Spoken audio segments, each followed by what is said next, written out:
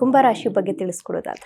ಕುಂಭರಾಶಿಯವರು ಬಹಳ ಜಾಗೃತಿಯಿಂದ ಇರಬೇಕಂತ ಒಂದು ವರ್ಷ ಆಗಿರುತ್ತೆ. ಕಾರಣ ನಿಮ್ಮ ರಾಶಿಯಲ್ಲೇ ಇರತಕ್ಕಂಥ ರಾಹು, ಸಪ್ತಮದಲ್ಲಿರತಕ್ಕಂಥ ಕೇತು ಮತ್ತು ಎರಡನೇ ಮೇಲೆ ಇರತಕ್ಕಂಥ ಶನೈಶ್ಚರ ನಿಮಗೆ ಈ ಒಂದು 7.5 ಕೊನೆಯ ಭಾಗ ನಡೀತಾ ಇದೆ. ಹಾಗಾಗಿ ಬಿಡೋ ಸಮಯದಲ್ಲಿ ಒಂದಷ್ಟು ವ್ಯತ್ಯಾಸಗಳಾಗುವಂತ ಒಂದು ಸಾಧ್ಯತೆ ಇರುತ್ತೆ. ರಾಷ್ಟ್ರಾಧಿಪತಿ ಆಗಿರ್ತಕ್ಕಂಥ ಶನೈಶ್ಚರ ಇಲ್ಲಿವರೆಗೂ ಒಳ್ಳೆಯದನ್ನೇ ಮಾಡ್ಕೊಂಡು ಬಂದಿರ್ತಾನೆ.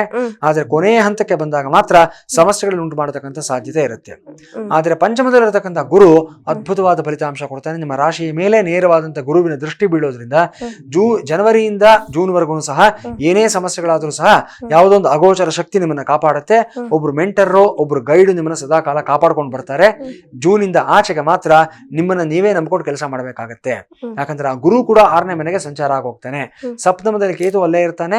ನಿಮ್ಮ ರಾಶಿಯಲ್ಲಿ ರಾಹು ಅಲ್ಲೇ ಇರೋದ್ರಿಂದ ಒಂದು ರೀತಿಯಲ್ಲಿ ಅತಂತ್ರವಾದ ಸ್ಥಿತಿ, ಹೆಲ್ಪ್ಲೆಸ್ನೆಸ್, ಅಸಹಾಯಕವಾದ ಮನೋಭಾವ ನಿಮ್ಮನ್ನ ಜೂನ್ ಇಂದ ಆಚೆಗೆ ಕಾಡುವಂತ ಸಾಧ್ಯತೆಗಳಿರುತ್ತೆ.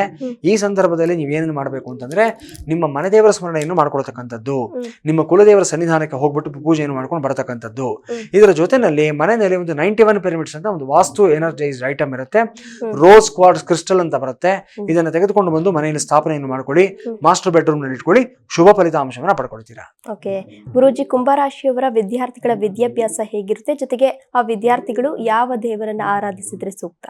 ಕುಂಭರಾಶಿಯವರಿಗೆ ಚತುರ್ಥ ಸ್ಥಾನಾಧಿಪತಿ ಶುಕ್ರ ಆಗ್ತಾನೆ, ವಿದ್ಯಾಸ್ಥಾನಾಧಿಪತಿ. ಪಂಚಮ ಸ್ಥಾನಾಧಿಪತಿ ಬುಧ ಆಗ್ತಾನೆ.